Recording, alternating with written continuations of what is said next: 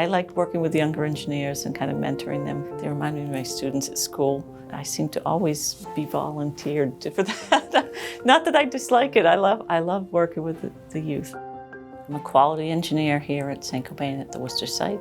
We make films, a lot of different kinds of films for different uses.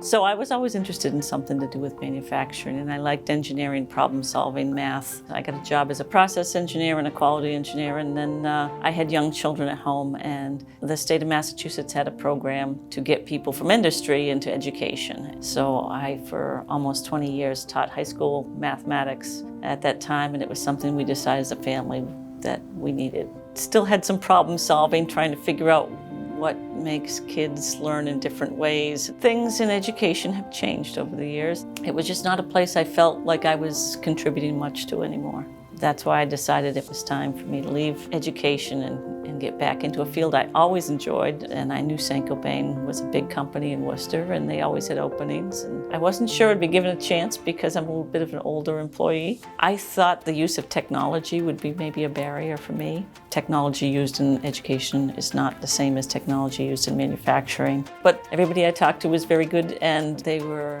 very helpful. Things are changing so rapidly. Everybody's learning new stuff, so it doesn't seem to be a big barrier. Everybody here is willing to help, coming back to a profession that I've always loved. Even though I don't have little ones to watch anymore, I have my parents that I still, make sure they're eating well, and I think Saint-Gobain has been very helpful with that. When things come up, I don't think anybody ever questions too much that you've got to take a parent to a doctor appointment or something like that. Everybody has those issues. You're not the only one.